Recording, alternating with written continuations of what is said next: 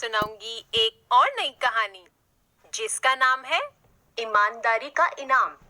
बहुत समय पहले की बात है। किसी गांव में बाबूलाल नाम का एक पेंटर रहता था। वह बहुत ईमानदार था, किंतु बहुत गरीब होने के कारण वह घर घर जाकर पेंट का काम किया करता था। उसकी आमदनी बहुत कम थी। बहुत मुश्किल से उसका घर चलता था।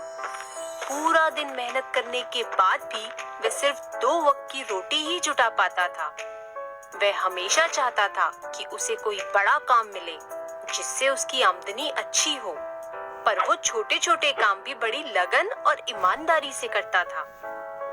एक दिन उसे गांव के जमींदार ने बुलाया और कहा, सुनो बाबूलाल, मैंने तुम्हें यहाँ एक बहुत जरूरी काम के लिए बुलाया है।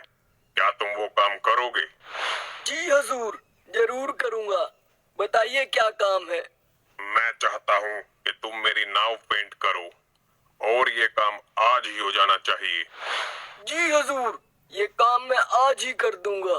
नाव पेंट करने का काम पाकर बाबूलाल बहुत खुश हुआ। अरे वो सब तो ठीक है, पर तुम पहले ये तो बताओ कि इस काम के पैसे कितने लोगे? वैसे तो इस काम के 1500 लगते हैं। बाकी आपको जो पसंद है दे देना। ठीक है, तुम्हें 1500 मिल जाएंगे, पर काम अच्छा होना चाहिए। जी हुजूर, आप चिंता मत कीजिए, आपको काम बढ़िया ही मिलेगा। जमींदार उसे अपनी नाव दिखाने नदी किनारे ले जाता है। नाव देखने के बाद बाबूलाल जमींदार से थोड़ा समय मांगता है और अपना रंग का सामान लेने चला जाता है। सामान लेकर जैसे ही बाबूलाल आता है, वो नाव को रंगना शुरू कर देता है। जब बाबूलाल नाव रंग रहा था तो उसने देखा, अरे नाव में तो छेद है। अगर इसे ऐसे ही पेंट कर दूंगा तो ये डूब जाएगी। पहले इस छेद को ही भर देता हूँ। ऐसा कहकर वो छेद को भर देता है और नाव को पेंट कर देता है। फिर वह जमींदार के पास जाता है और कहता है, हुजूर, नाव का काम पूरा हो गया, आप चलकर देख लीजिए। ठीक है, चलो। फिर वे दोनों नदी किनारे पहुंच जाते हैं। नाव को देखकर जमींदार बोलता है, अरे वाह बाबूलाल, तुमने तो बहुत अच्छा काम किया है। ऐसा करो, तुम कल सुबह आकर अपना मेहनताना ले जाना। ठीक है हुजूर। और फिर वे दोनों अपने अपने घर चले जाते हैं। जमींदार के परिवार वाले उसी नाव में अगले दिन नदी के उस पार घूमने जाते हैं। शाम को जमींदार का नौकर रामू, जो उसकी नाव की देखरेख भी करता था, छुट्टी से वापस आता है और परिवार को घर पर ना देखकर जमींदार से परिवार वालों के बारे में पूछता है। जमींदार उसे सारी बात बताता है। जमींदार की बात सुनकर रामू चिंता में पड़ जाता है। उसे चिंतित देखकर जमींदार पूछता है, क्या हुआ रामू? ये बात सुनकर तुम चिंतित क्यों हो गए? सरकार, लेकिन उस नाव में तो छेद था। रामू की बात सुनकर जमींदार भी चिंतित हो जाता है। तभी उसके परिवार वाले पूरा दिन मौज मस्ती करके वापस आ जाते हैं।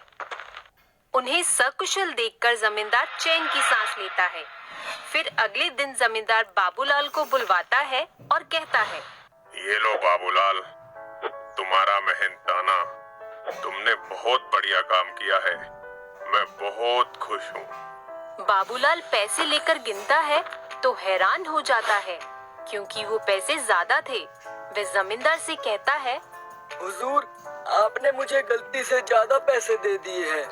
नहीं बाबूलाल, ये मैंने तुम्हें गलती से नहीं दिए। ये तुम्हारी मेहनत का ही पैसा है। लेकिन हुजूर, हमारे बीच तो 1500 की बात हुई थी। ये तो 6000 है।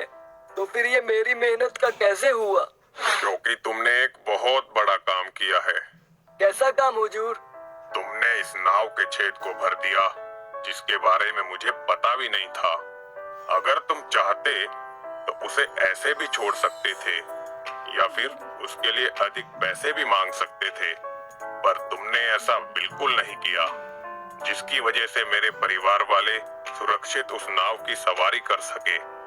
अगर तुम उस छेद को ना भरते तो मेरे परिवार वाले डूब भी सकते थे। आज तुम्हारी वजह से वो सुरक्षित है, इसलिए ये पैसे तुम्हारी मेहनत और ईमानदारी के हैं। पर हुजूर, फिर भी इस छेद को भरने के इतने पैसे तो नहीं बनते। बस बाबूलाल बस, अब तुम कुछ मत कहो। ये पैसे तुम्हारे ही है, तुम इसे रख लो। जमींदार की बात सुनकर और पैसे लेकर बाबूलाल बहुत खुश हुआ और कहने लगा, बहुत बहुत धन्यवाद जमींदार साहब। ऐसा कहकर वह खुशी खुशी वहां से चला गया। तो बच्चों, इस कहानी से हमें ये शिक्षा मिलती है कि हमें अपना काम हमेशा पूरी लगन और ईमानदारी से करना चाहिए।